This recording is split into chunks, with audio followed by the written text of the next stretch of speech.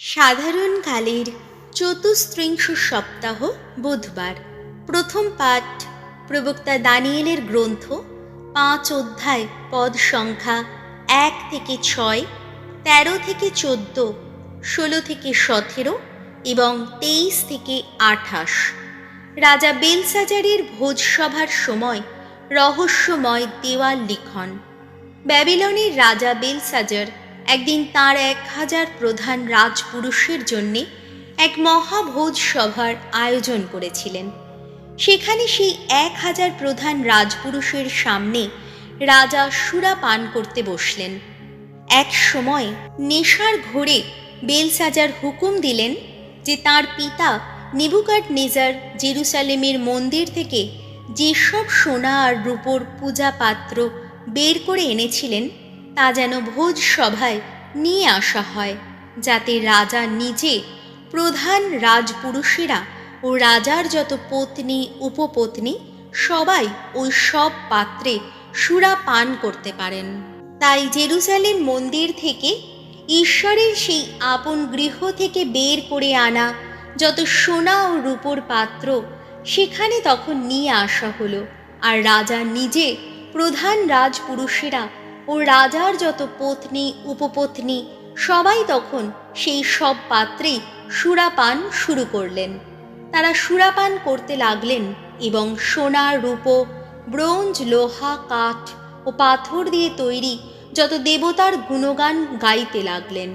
সেই সময় হঠাৎ সামনে দেখা দিল একটি মানুষের হাতের আঙুলগুলি। রাজপ্রাসাদের যে দেওয়ালটি দীপাধারের উল্টো দিকে ছিল তার পলেস্তারার ওপর সেই হাতের আঙুলগুলি কি যেন লিখছে। সে হাত যখন লিখে চলেছে, রাজা তখন শুধু সেই হাতের কবজি পর্যন্তই দেখতে পাচ্ছিলেন। তার মুখের চেহারা তখন ফ্যাকাশে হয়ে গেল। তিনি গভীরভাবে চিন্তিত হয়ে পড়লেন। তার কোমরের প্রতিটি গাঁট কেমন যেন শিথিল হয়ে পড়ল। হাঁটুতে হাঁটুতে ঠোকাঠুকি হতে লাগলো। তখন দানিয়েলকে রাজার সামনে নিয়ে আসা হলো। রাজা দানিয়েলকে লক্ষ্য করে বললেন, তুমি তো সেই দানিয়েল, আমার পিতা মহারাজ জুদেয়া থেকে যাদের এখানে এনেছিলেন। তুমি সেই জুদেয়া থেকে নির্বাসিত মানুষদেরই একজন। আমি তোমার সম্বন্ধে শুনেছি। স্বয়ং দেবতাদের আত্মিক প্রেরণা তোমার অন্তরে নাকি জেগে থাকে এবং তোমার মধ্যে নাকি তীক্ষ্ণ অন্তর্দৃষ্টি, অসাধারণ বোধ শক্তি ও প্রজ্ঞার পরিচয় পাওয়া গেছে। এখন তোমার সম্বন্ধে আমি তো শুনেছি তুমি নাকি যা দুরূহ তার অর্থ বুঝিয়ে দিতে পারো, কঠিন যত সমস্যার সমাধানও করে দিতে পারো। তা তুমি যদি এখন ওই লেখাটা পড়তে পারো আর তার অর্থ যদি আমাকে জানিয়ে দিতে পারো, তাহলে তুমি পড়তে পাবে দামি বেগুনি পোশাক, তোমার গলায় ঝুলবে সোনার হার এবং রাজ শাসনের ক্ষেত্রে তুমি 3য় পদেরই অধিকারী হবে। তখন উত্তরে দানিয়েল রাজাকে বললেন, আপনার ওই সব উপহার আপনারই থাক। আপনার ওই সব পুরস্কার বরং অন্য কাউকেই দেওয়া হোক। তবে মহারাজ, লেখাটা আমি আপনাকে নিশ্চয়ই পড়ে শোনাবো আর তার অর্থটাও জানিয়ে দেব। স্বর্গাধিপতির বিরুদ্ধে আপনি তো মাথা তুলে দাঁড়িয়েছেন। তার সেই আপন গৃহের পূজা পাত্রগুলি আপনার এখানে আনা হয়েছে, আর আপনি নিজে, প্রধান রাজপুরুষেরা ও আপনার যত পত্নী উপপত্নী সবাই তখন ওই সব পাত্রেই কিনা সুরাপান করেছেন।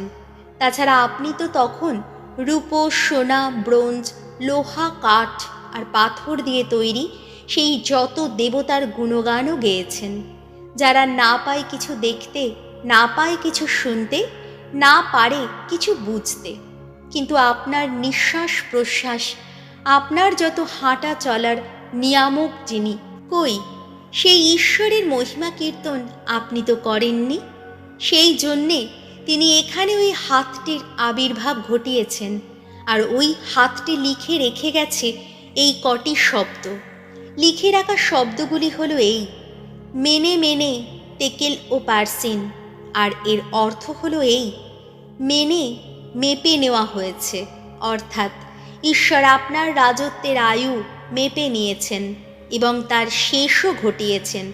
তেকেল, ওজন করা হয়েছে, অর্থাৎ আপনাকে দাঁড়ি পাল্লায় ওজন করা হয়েছে আর দেখা গেছে আপনার ঘাটতি রয়েছে। পার্সেন, ভাগ করা হয়েছে, অর্থাৎ আপনার রাজ্যকে ভাগ করা হয়েছে। তা তুলে দেওয়া হয়েছে মেদীয় আর পার্শ্বিকদেরই হাতে। প্রভুর বাণী। যুবক ত্রয়ের গীতিকা। ধুয়ো, তাঁর স্তবগান করো, চিরদিন করো তাঁর জয়গান। সূর্য চন্দ্র বলো তোমরা, ধন্য ধন্য প্রভু, তাঁর স্তবগান করো, চিরদিন করো তাঁর জয়গান। ধুয়ো, তাঁর স্তবগান করো, চিরদিন করো তাঁর জয়গান। আকাশের যত তারা বলো তোমরা, ধন্য ধন্য প্রভু, তাঁর স্তবগান করো, চিরদিন করো তাঁর জয়গান। ধুয়ো, তাঁর স্তবগান করো, চিরদিন করো তাঁর জয়গান। প্রতিটি বৃষ্টিকণা, প্রতিটি শিশির বিন্দু বলো তোমরা, ধন্য ধন্য প্রভু, তাঁর স্তবগান করো, চিরদিন করো তাঁর জয়গান। ধুয়ো, তাঁর স্তবগান করো, চিরদিন করো তাঁর জয়গান। সকল বাতাস বলো তোমরা, ধন্য ধন্য প্রভু, তাঁর স্তবগান করো, চিরদিন করো তাঁর জয়গান। ধুয়ো, তাঁর স্তবগান করো, চিরদিন করো তাঁর জয়গান। অগ্নি ও উত্তাপ বলো তোমরা, ধন্য ধন্য প্রভু, তাঁর স্তবগান করো, চিরদিন করো তাঁর জয়গান। ধুয়ো, তাঁর স্তবগান করো, চিরদিন করো তাঁর জয়গান। শীত ও নিদাঘ বলো তোমরা, ধন্য ধন্য প্রভু, তাঁর স্তবগান করো, চিরদিন করো তাঁর জয়গান। ধুয়ো, তাঁর স্তবগান করো, চিরদিন করো তাঁর জয়গান। বাণী বন্দনা। জয় জয় প্রভুর জয়। আমরণ বিশ্বস্ত থেকো তুমি, আমি তোমাকে দেব জীবন মুকুট। জয় জয় প্রভুর জয়। লুক রচিত মঙ্গল সমাচার, 21 অধ্যায়, পদ সংখ্যা 12 থেকে 19। প্রভু যিশুর জন্যে শিষ্যদের বহু বিরোধিতার মুখে পড়তে হবে। যিশু তার শিষ্যদের বললেন, লোকেরা কিন্তু তোমাদের গ্রেপ্তার করবে, নির্যাতন করবে, তারা তোমাদের তুলে দেবে সমাজগৃহের কর্তৃপক্ষেরই হাতে, পুড়ে দেবে কারাগারে, তারা তোমাদের এনে দাঁড় করাবে নানা রাজা ও শাসনকর্তারই দরবারে। এই সব কিছু তারা করবে তোমরা আমার অনুগামী বলেই, আর তাতে তোমরা তো সত্যের সপক্ষে সাক্ষী দেবারই সুযোগ পেয়ে যাবে। তাই মনে মনে এই সংকল্প নাও যে তোমরা কিভাবে তখন আত্মপক্ষ সমর্থন করবে, তা আগে থেকে তোমরা ঠিক করে রাখবে না। কেননা আমি তখন নিজেই তোমাদের এমন কথা বলার ক্ষমতা ও এমনই জ্ঞান দেব, যার সামনে তোমাদের শত্রুরা কেউই দাঁড়াতে পারবে না, যার বিরুদ্ধে তারা কোনো যুক্তি দেখাতেও পারবে না। সেদিন কিন্তু তোমাদের বাপ মা, ভাই বোন, আত্মীয় স্বজন, বন্ধু বান্ধব তোমাদের শত্রুর হাতেই তুলে দেবে।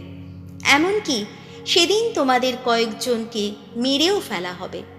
তখন আমার জন্যে তোমরা হয়ে উঠবে সকলেরই ঘৃণার পাত্র।